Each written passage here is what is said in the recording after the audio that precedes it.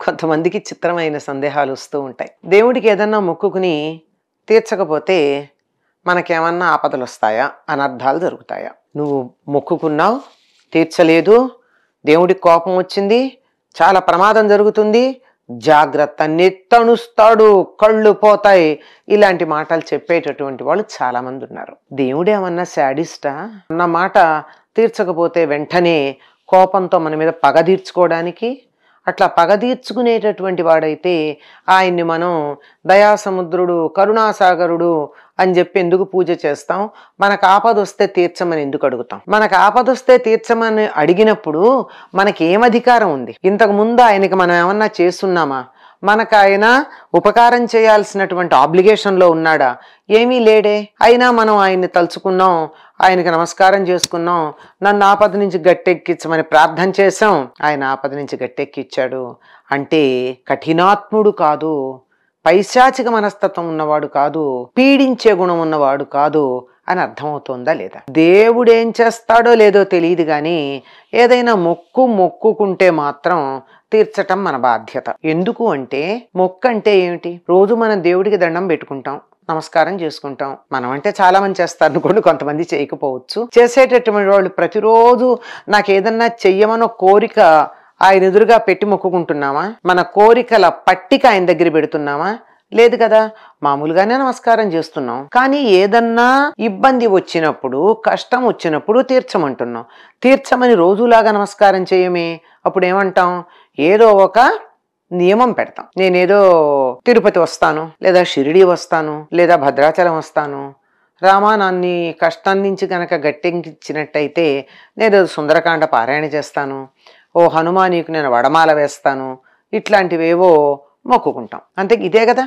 ఇలా చేస్తాను అని ఒక వాగ్దానం చేయడం, ఒక మాట ఇవ్వడం. మరి అలా చేసిన తర్వాత ఆ మాట తీర్చకపోతే ఏమవుతుంది? పిల్లలే అంటారు, నేను ఏదో ఇక్కడికి తీసుకెడతాను అని చెప్పి తీసుకెళ్ళలేదనుకోండి, నువ్వు మాట ఇచ్చావు తప్పావు, నువ్వు మాట ఇచ్చావు తప్పావు అంటారా అనరా పెద్దవాళ్ళని? ఒక చిన్న పిల్లలకే మాట ఇచ్చి తీర్చకపోతే మనం మాట తప్పామని అంటూ ఉన్నారే. భగవంతుడికి మనం ఒక మాట ఇచ్చాక, ఆయన మన కోరిక ఏదో నెరవేర్చాక, మనం అడిగిన దాన్ని తీర్చిన తర్వాత ఆయనకి తిరిగి మళ్ళీ మనం ఇవ్వాలా అక్కర్లేదా? మనం ఏమిస్తామని చెప్పామో అది. మనం అంగడికి వెళ్ళి ఏదో తెచ్చుకున్నాం, అయ్యో పర్సు మర్చిపోయాను, అది ఇచ్చేసేయి, ఆ వస్తువు మందు ఇచ్చేసేయి, రేపు వచ్చి మందుకి తగిన ఎంత డబ్బు ఇవ్వాలో అంత ఇస్తాను అన్నాం. ఆయన ఇచ్చాడు, మన పని తీరింది. డబ్బు తిరిగి ఇవ్వకపోతే ఏమవుతుంది? మంచివాడైతే ఊరుకుంటాడు, చెడ్డవాడైతే తిడతాడు. మంచివాడు ఊరుకున్నాడు కదా అని మనం ఇవ్వడం మానేస్తామా? మానేయం కదా. ఎప్పుడు ఆ వ్యక్తిని చూసినా నా మనసులో వీడికి నేను డబ్బు ఇవ్వాలి, వీడికి నేను డబ్బు ఇవ్వాలి మానేశానని నా మనసు నన్ను ఇలా ముళ్ళు పెట్టి గుచ్చినట్టు గుచ్చుతూనే ఉంటుందా?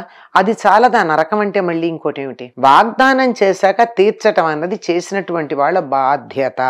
ఈ పని చేస్తే నేను నీకు ఇది ఇస్తాను అని ఒక మాట ఇస్తే ఆ మాట నిలబెట్టుకోవాల్సినటువంటి అవసరం ఉంది. అందువల్ల అది దైవమైనా మనం ఏదన్నామో అది తీర్చాలి. కానీ ఇక్కడ తీర్చాలని చెప్తున్నా కానీ దేవుడు ఏమన్నా మనకు అనర్థం వాటిల్లో చేస్తాడా అంటే దేవుడు ఏమీ చేయక్కర్లా. మన మనసే మనకి నిమిషానికి గుచ్చుతూ ఉంటుంది, గుర్తు చేస్తూ ఉంటుంది. దానివల్ల ఏ చిన్న ఇబ్బంది కలిగినా నేనప్పుడు మొక్కుకుని ఆ మొక్కు తీర్చకపోవడం వల్ల నాకింత కష్టం వచ్చిందని నన్ను నేను అనుకుంటూ ఉంటా. ఆ మానసికమైనటువంటి వేదన కుంగదీస్తూ ఉంటుంది. అది కుంగదీయడం కారణంగా మనకి కొన్ని ఇబ్బందులు కలుగుతాయి. ఎందుకు అంటే మనస్సు బలహీనపడింది కనుక. అందువల్ల మన నిజాయితీ నిరూపించుకునేటందుకు, మన వ్యక్తిత్వం సరైంది అని మనకి మనం చెప్పుకోవడానికి, ఇతరులకి చెప్పడం కాదండి. ఇతరులకి ఎవరికి నేను గొప్ప ఇంత అంత అని చెప్పుకోవాల్సిన అవసరం లేదు. నాకు నేనే పరీక్ష చేసుకుని, నాకు నేనే ఒక ప్రమాణపత్రం, ఒక సర్టిఫికేట్ ఇచ్చుకోవాల్సి వచ్చినప్పుడు నేను ఇచ్చినటువంటి మాట తప్పడం అన్నది జరిగితే నాకే బాధగా ఉంటుంది. అందువల్ల మనం దాన్ని తీర్చాల్సి ఉంటుంది. అయితే ఈ ఇబ్బందులు ఏమన్నా కనుక వచ్చినట్టయితే ఇవి నేను మొక్కు తీర్చకపోవడం వల్ల వచ్చాయి అని నా మనస్సు నాకు చెప్తూ ఉంటుంది. నిజానికి భగవంతుడికి అంత తీరికుండి ఎవరెవరు నాకు ఏమేమి మొక్కులు మొక్కుకున్నారో అవి తీర్చలేదా, అవి తీర్చకపోతే ఏం చెయ్యాలి అని మన మీద ఆయన కోపం పెట్టుకోడు. కాకపోతే మన మనస్సే మనని కుంగదీస్తుంది. ఈ కుంగదీసినటువంటి కారణంగా మనకు కొన్ని ఇబ్బందులు కలగడం సహజం. అందువల్ల మాట ఇచ్చాము, నిలబెట్టుకుందాం. దేవుడేదో చేస్తాడని కాదు, ఏదో చేశాడని మనం తీర్చాల్సినటువంటి అవసరం ఉంది. అంతే కదా, శక్తివంతుడనే కదా, మన చేతుల్లో లేదనే కదా ఆయన్ని కోరుకున్నాం. మరి ఫలితం వచ్చిందంటే మన చేతుల్లో లేనిదేదో ఆయన చేయగలిగాడని కదా. ఆ విధంగా చేసిన తర్వాత మనం ఆ మాట నిలబెట్టుకోవడం అన్నది చాలా అవసరం. అయితే అప్పుడప్పుడు ప్రకృతి ఏం చేస్తుందంటే మనకి గుర్తు చేయడానికి చిన్న చిన్న ఇబ్బందులు కలిగిస్తుంది. అవి ఏమీ ప్రమాదకరమైనవి అనిపించవు, కానీ గుర్తొస్తుంది. ఓ, ఆ మొక్కుకున్నాను కదా, అది తీర్చాలి కదా అని. అంతే తప్ప గుర్తు చేయడం వరకే. జరిగితే జరగచ్చు, కానీ ఇబ్బంది పెట్టడం, బాధ పెట్టడం, శపించటం, నశింప చేయడం లాంటివి దేవుడు చెయ్యడండి. చేస్తే ఆయన దేవుడు కాడు.